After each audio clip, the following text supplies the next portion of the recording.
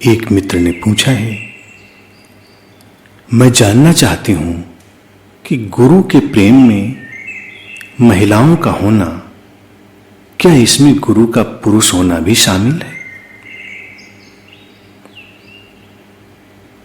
देखो, गुरु बोध को उपलब्ध हो गई वो चेतना है जो शरीर के द्वैत से या किसी भी द्वैत से बाहर हो चुकी है।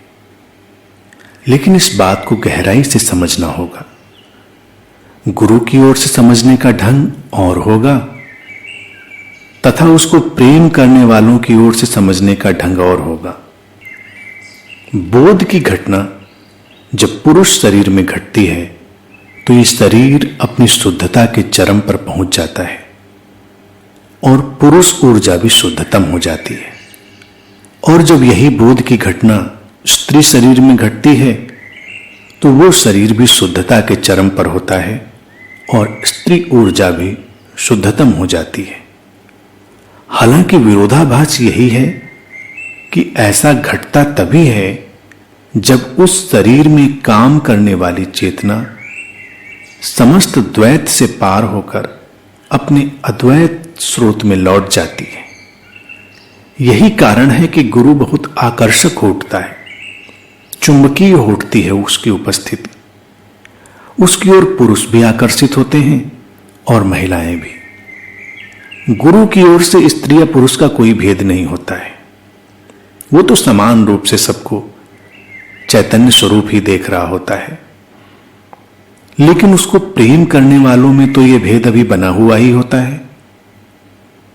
इसीलिए पुरुष गुरु महिलाओं के लिए चुंबकीय आकर्षण का केंद्र हो उठता है। शुद्धतम पुरुष ऊर्जा स्त्री के भीतर की स्त्री ऊर्जा को अपने चरम पर पहुंचने के लिए खींचने लगती है।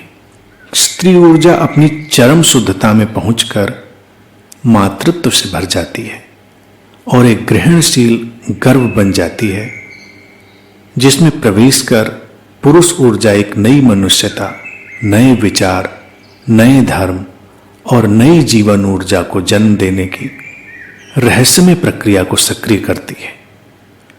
चेतना के तल पर स्त्री पुरुष का कोई भेद नहीं है, लेकिन शरीर और ऊर्जा के तल पर बहुत भेद है और समस्त जीवन की सृजनात्मकता और विविधता के आधार में यही भेद, यही द्वैत है। स्त्री ऊर्जा और पुरुष ऊर्जा के अनेक तलों के संयोग अनेक तरह की स्थितियों, प्रक्रियाओं और जीवनों को जन्म देने का माध्यम बनते हैं। गुरु के प्रति प्रेम रहस्य के प्रति प्रेम है, अपनी संभावनाओं के प्रति प्रेम है, अपने वास्तविक स्वरूप और स्रोत के प्रति प्रेम है। गुरु के पुरुष या स्त्री शरीर में होने की अपनी विशिष्टताएं और अस्तित्वगत रहस्य हैं। स्त्रियां जब गुरु के प्रेम में हो रही होती हैं तो उन्हें हमेशा ये स्मरण रखना होगा कि गुरु का होना द्वैत से अद्वैत में छलांग लेने का ही आकर्षण है। गुरु की परिपूर्ण पुरुष ऊर्जा बस भीतर की स्त्री ऊर्जा को अपनी पूर्णता में उठने का आमंत्रण है और दूसरे छोर से यही बात पुरुषों के लिए भी स्मरण रखने की है। स्त्री और पुरुष वो दोनों स्त्री पुरुष ऊर्जा से बने हुए हैं। स्त्री शरीर में स्त्री ऊर्जा की अधिकता है और पुरुष शरीर में पुरुष ऊर्जा की अधिकता है, लेकिन ये मैस्कुलिन फेमिनिन एनर्जी के कॉम्बिनेशन से ही दोनों बनते हैं।